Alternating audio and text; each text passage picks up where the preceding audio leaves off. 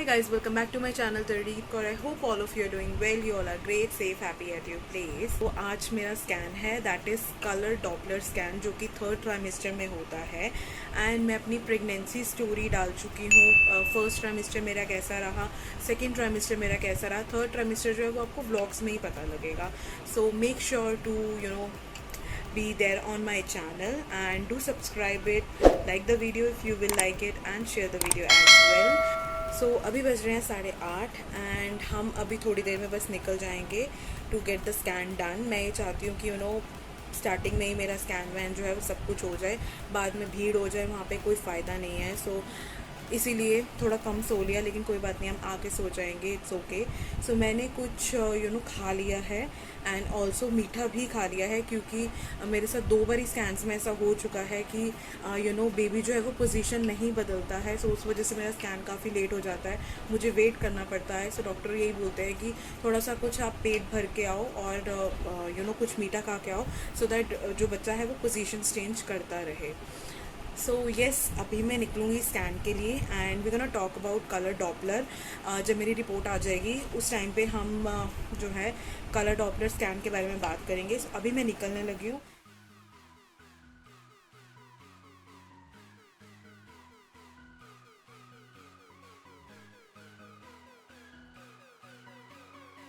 मेरा स्कैन जो है वो हो चुका है एंड बिल्कुल भी भीड़ नहीं थी, फर्स्ट नंबर ही मेरा था, तो स्कैन मेरा हो गया है।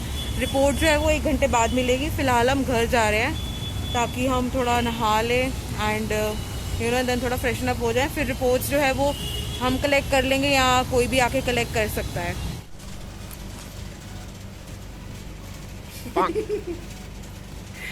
सो अभी हम घर आ चुके हैं, लेकिन मैं अभी अपने घर नहीं गई हूँ, अभी मैं मम्मी के घर पे आई हूँ क्योंकि वो जो है पास पड़ता है इसीलिए, और 1 घंटे में मुझे रिपोर्ट मिल जाएगी।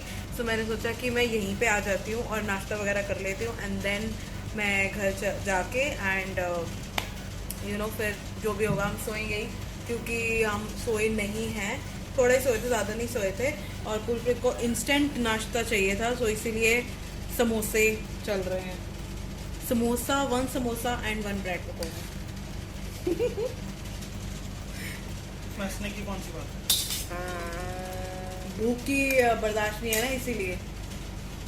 तो मैं सेम एज यूजुअल परोठे खाऊंगी और बस दैट्स इट। अभी हम हैं यहाँ पे और जब रिपोर्ट आ जाएगी then will talk about colour Doppler scan, वो किस लिए होता है एंड स्टफ लाइक दैट, और मेरी जो रिपोर्ट है वो कैसी आई है वो जब रिपोर्ट आएगी तभी पता लगेगा। सो मेरी जो है परांठे आ चुके हैं। चाय, एक दिन में इतनी चाय पीती हूँ मैं, और कुलप्रीत की वो छोटी सी परांठी पड़ी है, कहाँ गई? ओनली 1। पेट इतना बड़ा। हाँ, तो खाया है वो। सो मेरी जो रिपोर्ट है वो आ गई थी एंड ऑल्सो मैं डॉक्टर को अपनी रिपोर्ट जो है वो मैं दिखा रही हूँ, मतलब डॉक्टर से मैंने ये जो रिपोर्ट है वो डिस्कस कर ली है already. So now let's talk about colour Doppler scan कि कलर डॉपलर स्कैन जो होता है वो किस लिए होता है। कलर डॉपलर स्कैन जो होता है वो फीटल जो है, जो बच्चा है उसकी वेलबींग के लिए होता है। मीन्स जो ब्लड फ्लो है वो प्रॉपरली बच्चे तक जा रहा है या नहीं, या जो एमनियोटिक सैक है उसमें जो फ्लूइड होता है वो प्रॉपरली से जो फ्लो है वो है, मतलब उतना जितना चाहिए उतना है या नहीं है, क्योंकि इस टाइम पे अबाउट 30 वीक्स में जो एमनियोटिक फ्लूइड होता है वो ऑलमोस्ट हाफ हो जाता है ड्यू टू ग्रोथ, क्योंकि बच्चे की ग्रोथ बढ़ती है तो फ्लूइड जो है वो ऑलरेडी हाफ हो जाता है। But there is nothing to worry क्योंकि इट इज़ नेचुरल, वो ऑलरेडी जितना होता है स्टार्टिंग में उसका बिल्कुल हाफ हो जाता है। सो जो इसमें जो रिपोर्ट है, रिपोर्ट में आपको आएगा कि जो भी आपकी EDD है by LMP and by USD वो आपकी दोनों आपकी डेट्स जो है वो आ जाती हैं एंड ऑल्सो इसमें फीटल की जो पोजीशन है वो आती है। लाइक राइट नाउ, लाइक जैसे 8 मंथ होता है उसमें जो बच्चा है वो पोजीशन चेंज करता है। सो या तो पोजीशन ब्रीच होती है या पोजीशन सिफेलिक होती है। सो ब्रीच पोजीशन मींस कि जो बच्चे का जो हेड है वो अभी भी ऊपर है और जो लेग्स है वो अभी भी नीचे है। सो ये पोजीशन जब होती है तो उसमें इसका मतलब होता है कि you can not have a normal delivery. जो आपकी डिलीवरी होगी वो ऑपरेटिव ही होगी, बाय सी सेक्शन ही होगी। और अगर आपकी सिफेलिक पोजीशन आती है सो इसका मतलब होता है कि there is a chance, so like it depends on the situations.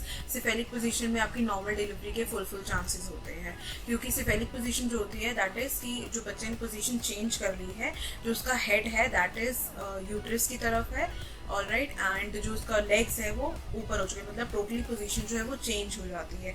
So main जो चीज़ होती है वो ये होती है। लेकिन अगर किसी की ब्रीच पोजीशन आती है आफ्टर 30 वीक्स, तो डोंट वरी, जो पोजीशन होती है वो बच्चा 36 वीक्स तक चेंज कर सकता है, तो वो कर लेता है चेंज, बाई चांस अगर चेंज होनी होती है तो।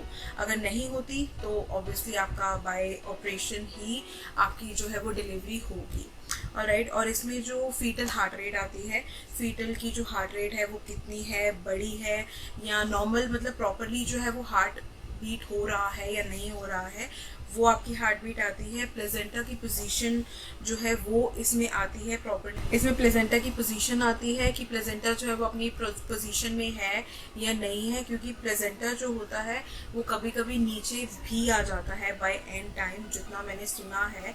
But my doctor said that my reports are okay right now।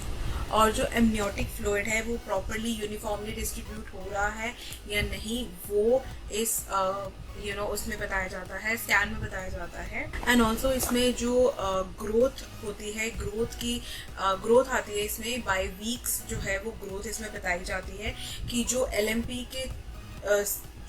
के थ्रू जो वीक्स आते हैं और जो USD के थ्रू, ग्रोथ के थ्रू, मतलब ग्रोथ को देखते हुए जो USD में जो वीक्स आते हैं वो उन चीज़ों को कंपेयर किया जाता है। सो कईयों का कम आता है, कईयों का ज़्यादा भी आ जाता है, मतलब कईयों की मेच्योर फीटस भी होता है और कईयों का कम ग्रोथ वाला फीटस भी होता है, बट वो आगे जाके नॉर्मल हो जाता है। सो इसमें इतनी प्रॉब्लम की बात नहीं है, क्योंकि मैं अपने डॉक्टर से ऑलरेडी पूछ चुकी हूँ, ये सब चीज़ें मैं डिस्कस कर चुकी हूँ कि अगर बाई चांस ऐसा होता है तो क्या क्या प्रॉब्लम्स होती हैं। बस यही सब जो है नॉर्मली जो इसमें बताया जाता है। एंड ऑल्सो इसमें जो पिक्चर है बेबी की वो नहीं आती है। सो आई वॉज होपिंग कि मे बी आए, लेकिन नहीं आती है। इसमें सिर्फ जो है प्रॉपरली ग्रोथ जो है या बच्चे का जो वेलबींग है, कैसी ग्रोथ जा रही है, वो सिर्फ इसमें पता लगता है, जो कि आई थिंक बहुत ज़रूरी है ये स्कैन करना। एंड अगर कोई किसी चीज़ की कोई प्रॉब्लम आती है या डॉक्टर को कुछ डाउटफुल लगता है, सो वो स्कैन जो है वो फिर से रिपीट करवाते हैं, या कई डॉक्टर्स करवाते ही होंगे मे बी, क्योंकि जैसा मैंने सुना है या जो मैंने सर्च आउट किया है उसके अकॉर्डिंग आई थिंक 15 डेज या 20 डेज के बाद अगेन एक स्कैन होगा या होता ही होगा, क्योंकि अब जो है डिलीवरी डेट जो है जैसे जैसे नियर आती है वैसे वैसे आपकी जो स्कैन्स हैं वो वेलबींग के लिए या जो भी है कि प्रॉपरली जो है वो बच्चे की ग्रोथ हो रही है नहीं हो रही है, उससे रिलेटेड जो डॉक्टर्स हैं वो करवाते ही हैं।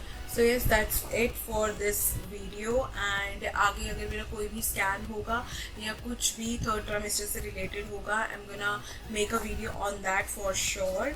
So yes, that's it, and I hope you like this vlog, I hope you like this video, and if you like it, please give it a big thumbs up and subscribe to my YouTube channel for more such videos related to this pregnancy thing, and I have lot more stuff on my channel, so you can watch that as well.